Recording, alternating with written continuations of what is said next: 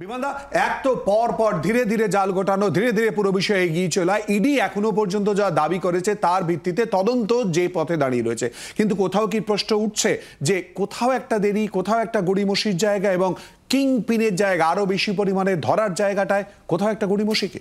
না, প্রথমে দেখো শিলাদিত্য, আমি আমার নিজের পজিশনটা ক্লিয়ার করি। আমরা চাই যে ইডি এবং সিবিআই এই দুর্নীতির মাথা থেকে পা সবকটাকে ধরে জেলে পুরুক এবং দেশের আইন অনুযায়ী সর্বোচ্চ সাজা ওদের দেওয়া হোক, এ নিয়ে সন্দেহের কোনো জায়গা নেই।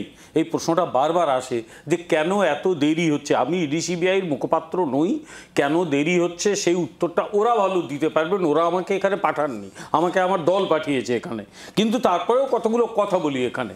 আমাদের এখানে বহু ক্ষেত্রে হচ্ছে, এখানে আমার পাশে একজন এই বিষয়ে বিশেষজ্ঞ ব্যক্তি বসে আছেন, উনি আরও ভালো বলতে পারবেন যে আমাদের এখানে মাঝে মাঝে আমার মনে হয় যে আমরা ইডি সিবিআইকে নামিয়ে দিচ্ছি দৌড়ো, আমরা পেছনে হাত পা বেঁধে রেখে দিচ্ছি মাঝে মাঝে। এখানে একদিকে একটা অত্যন্ত হস্টাইল রাজ্য সরকার, যারা কিছুতেই চাইছে না তদন্ত হোক, যারা নানা রকম বাধা যতটা সৃষ্টি করার সেই সৃষ্টি ওরা করে চলেছে। এক, দ্বিতীয় কথা হচ্ছে অদ্ভুতভাবে এই লোকগুলো সুপ্রিম কোর্টে গিয়ে কিভাবে সুবিধে পেয়ে যাচ্ছে, জামিন পেয়ে যাচ্ছে। আমি আইনজীবী নই, আমিও বলতে পারবো না। মাঝে মাঝে আমার মনেও প্রশ্ন হয় যে তাহলে কি কোথাও কিছু সমস্যাটা অনেক জায়গায়। দেখো, এদের হাতে টাকা প্রচুর।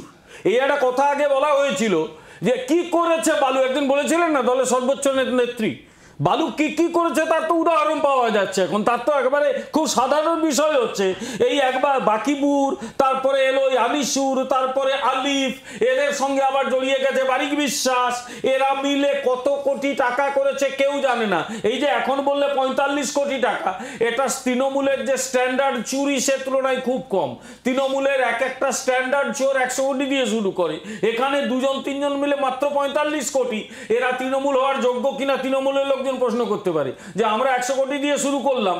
কোথাকার কোন হুগলির এক নেতা স্থানীয় স্তরে চাকরি চুরি করতে গিয়ে সে 500 কোটি কামিয়ে নিল, এরা মাত্র 45-এ থেমে গেলেন। ও স্ট্যান্ডার্ড তৃণমূলের চুরির মধ্যেও ঠিক আসছে না। যাই হোক, ব্যাপারটা হচ্ছে এই দুর্নীতিটা শুধু মাল্টি ডাইমেনশনাল দুর্নীতি নয়, এই দুর্নীতির কত লেয়ার আছে নোবডি নোজ, কত লোক ইনভলভ আছে নোবডি নোজ। এর মাথায় কোন কোন জায়গায় কোন কোন লোকগুলোর হাত আছে তার মাত্র 2টো জেলে আছে, আরো বহু লোকগুলোতে জেলে ঢোকাতে হবে। ফলে সব মিলিয়ে গোটা পশ্চিম বাংলা যদি আমি বলি যে একেবারে দুর্নীতিতে মুড়ে ফেলা হয়েছে, খুব ইচ্ছে করে এই কাজটা করা হয়েছে, আমি কি খুব ভুল বলবো? আর তারপর এই একটা ধাপার মাঠে সিবিআইকে নামিয়ে দিয়েছি আমরা, পেছনে দড়ি দিয়ে বেঁধে রেখে দিয়েছি, বিভিন্ন সময় বেঁধে রাখা হচ্ছে, তারা যখনই এগোচ্ছে তাকে বেঁধে টেনে আনা হচ্ছে। ফলে সব মিলিয়ে তাদের অত্যন্ত সমস্যার মধ্যে কাজ করতে হচ্ছে। কিন্তু আবার আমি বলি, একটা লাইন শেষ করি, আমি ইডি সিবিআই এর মুখপাত্র হয়ে আসিনি। আমিও চাই, বহুবার আমরাও কেন্দ্রীয় সরকারের কাছে প্রচন্ড ক্ষোভ জানিয়েছি যে ইডি সিবিআই কে আরো অ্যাক্টিভ করুন, আরো দ্রুত করুন। বাংলার আওয়াজ, বাঙালির আবেগ, জি 24 ঘন্টা।